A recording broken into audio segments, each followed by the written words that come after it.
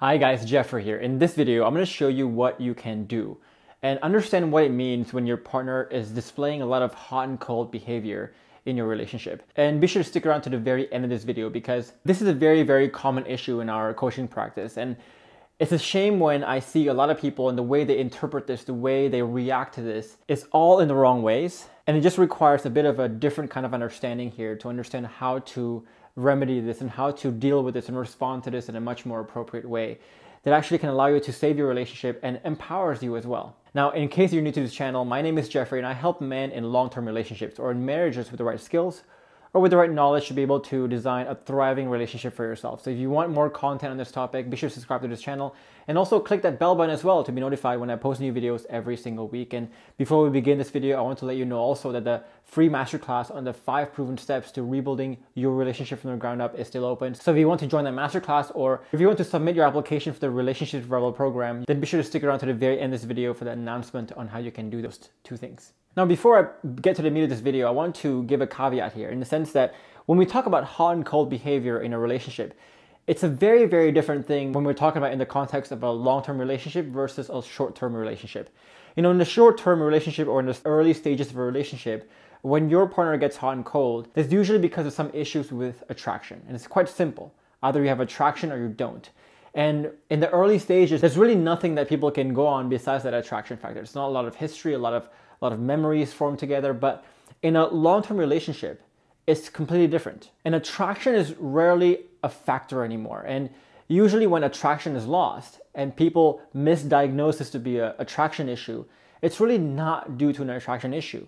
The attraction issue is just an indirect effect of something that's deeper. And that thing that's deeper is usually the gradual and slow destruction and loss of trust and safety. And if you've gone to my masterclass before, you will know that the trust and safety here is really the foundation that is supporting admiration, alignment, and eventually that sexual passion, the attraction side of things. So the attraction side of things is really the symptom of a deeper root, which is usually the lack of trust and safety. Now, of course, in this video, since I am specializing in talking about cases where we're talking about long-term relationships and marriages, we're obviously going to follow this bottom part here where we're going to talk about this topic in the context of a long-term relationship or a marriage. So with that said, let's start to understand first why your partner gets cold. It starts here again with that gradual loss of safety and trust, as we talked about before. And I want you to understand here that the conflicts of, let's say, the lack of attraction. Maybe you have different goals and different value points, different core beliefs about life. Maybe you don't admire each other anymore. Maybe you can't find win-wins. Maybe there's so many conflicts in a relationship that builds up over time that the conflicts are rarely the issues. The conflicts itself are rarely the issues. The issues are usually the lack of safety and trust. Because if you have safety and trust, then the conflicts are no longer conflicts. Because you can talk about it, and once you talk about it, you can resolve it. You can find win-wins to it. And so when you have safety and trust, the conflicts really become more of opportunities than it does threats. The conflicts only become threats when there is no safety and trust, because now the conflicts are there, but there's no avenue for you to be able to talk about it, to discuss it, to find win-wins on it. And so the conflicts now become more of threats if you don't have safety and trust. Now, when you lose safety and trust, and the conflicts don't only become an issue, but another thing happens, which is the confirmation bias starts to form and your partner starts to grow this defense mechanism about her.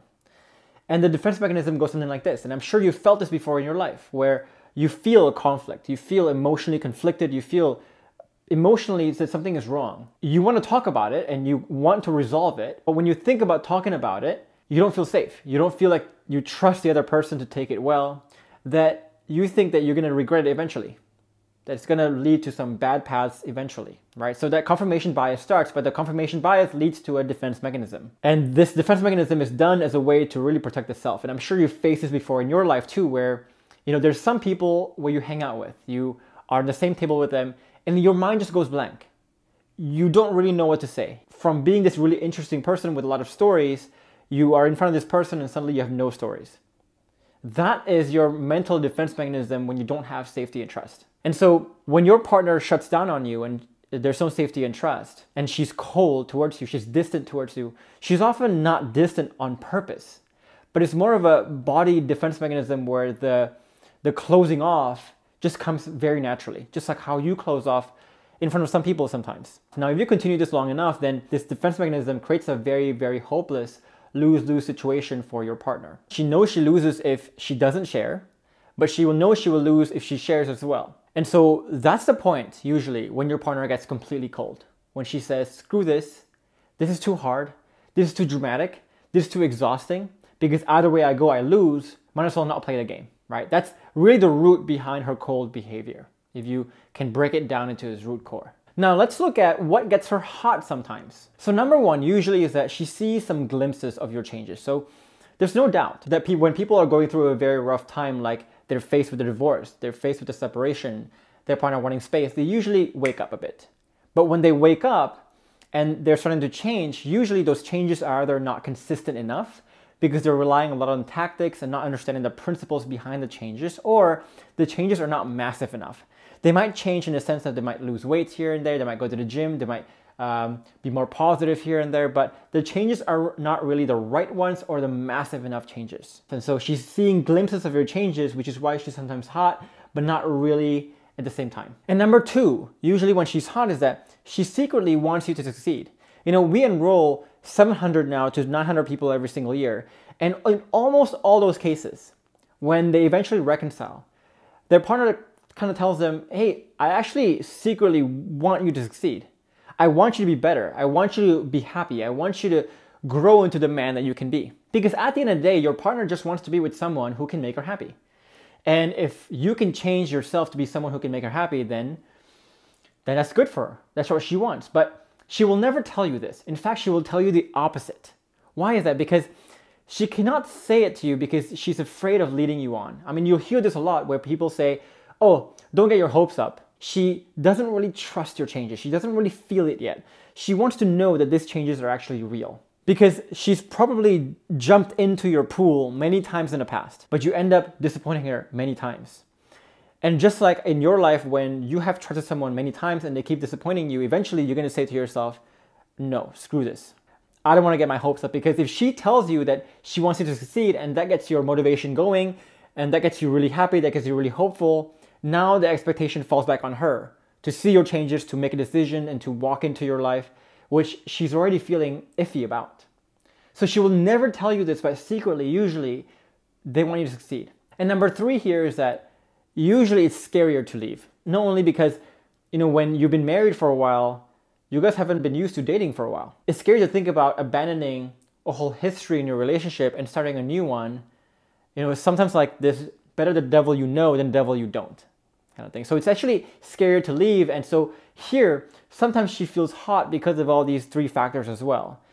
And so just understand here that you have a big advantage being in a long-term relationship. The odds are right now for you.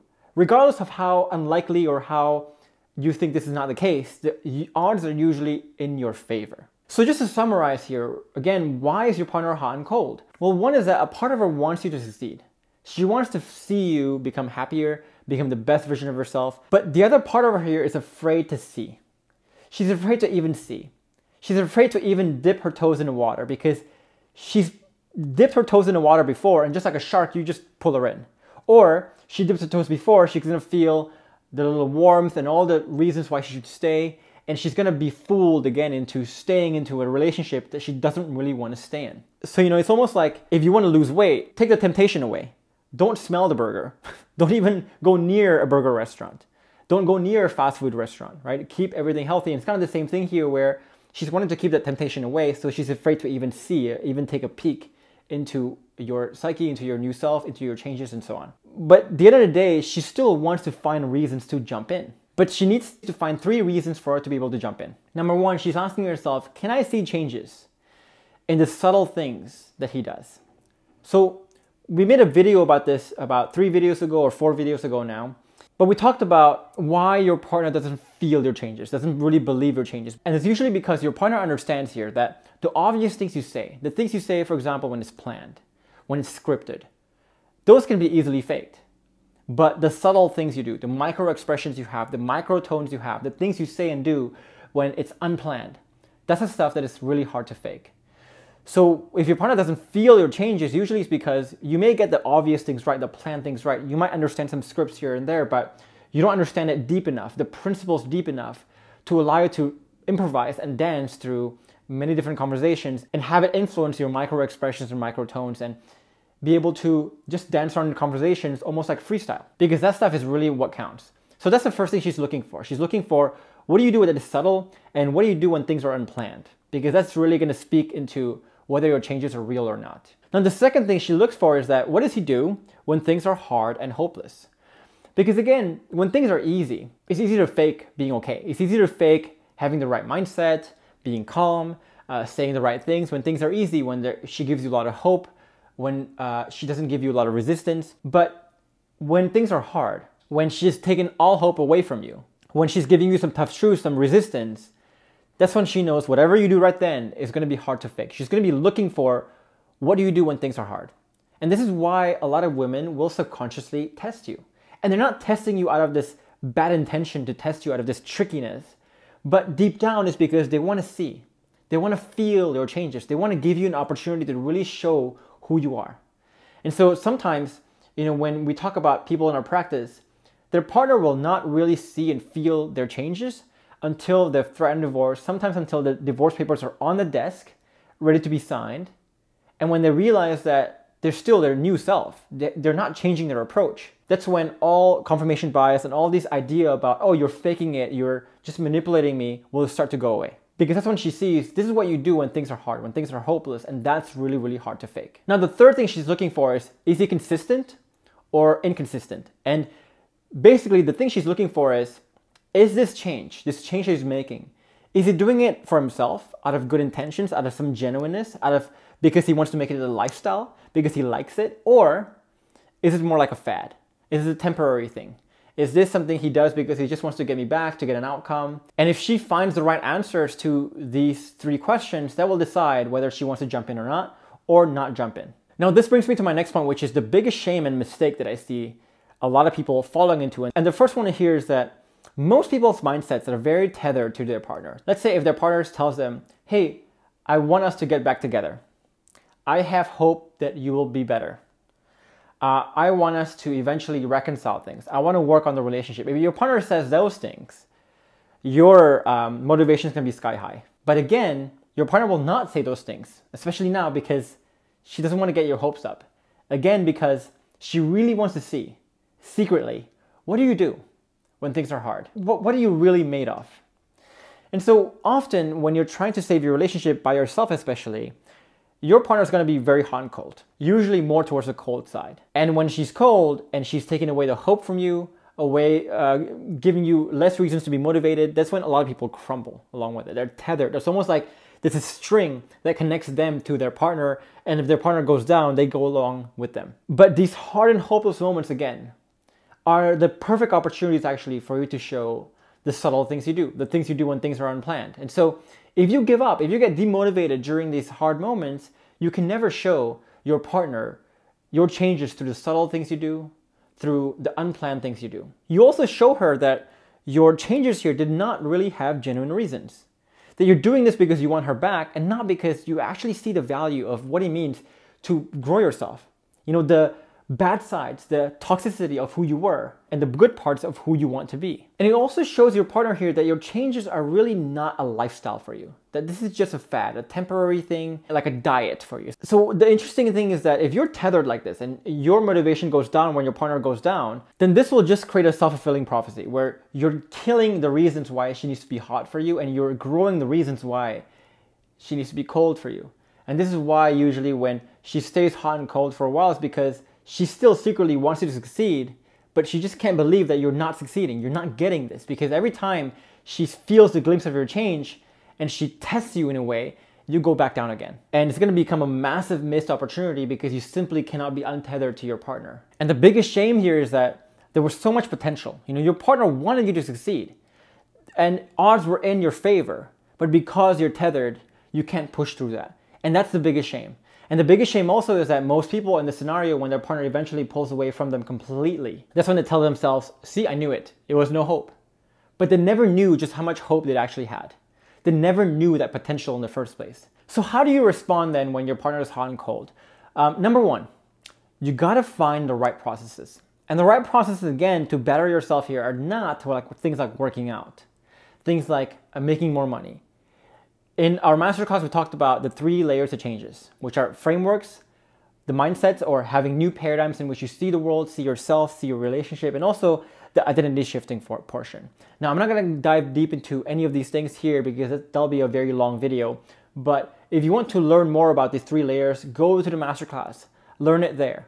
The second thing you need to do is to learn how to fully untether yourself from the outcome, from your partner, from external things, and learn how to enjoy the process intrinsically. And this might sound like a simple thing to do, but as our clients will attest, this actually takes a lot more skill than you think, because it's one thing to be 80% untethered and you're still 20% tethered to the outcome or the relationship or to your partner, but it's another thing to be 100% untethered. And to do that, you need to understand the science of how our brain mechanisms work, how our dopamine receptors work, for example, how they make us addicted to looking at the outcome. Why, for example, when we're in the shower or when we're driving our car, for example, we suddenly think about all these outcome things, we start to get anxious about it. And if we ask ourselves, how did these thoughts form in the first place? About how did I think about this outcome? It's not like you try to will yourself into thinking about it, it just comes. So in the program, we show you the mechanics of how these thoughts form and how you can quiet your mind a bit and get yourself re-tethered and re-addicted to that process. Now, when you learn the right processes and when you learn to untether yourself, this is when you can reach this third thing, which is when you can inversely correlate your motivation, your behavior with her hot and coldness. What this means is that when she's hot, you're hot, right? But when she's cold, you are even more hot. You play out the process even more. You play out the frameworks, the mindsets, the paradigms, the identity shifting, and you become more consistent.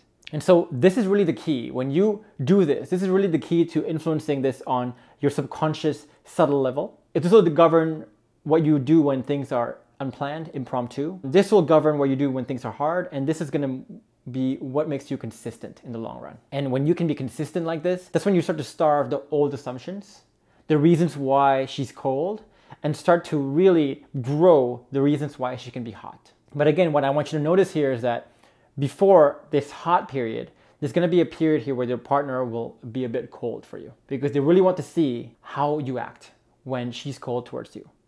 And how you act when she's cold towards you will determine whether she really believes you or not.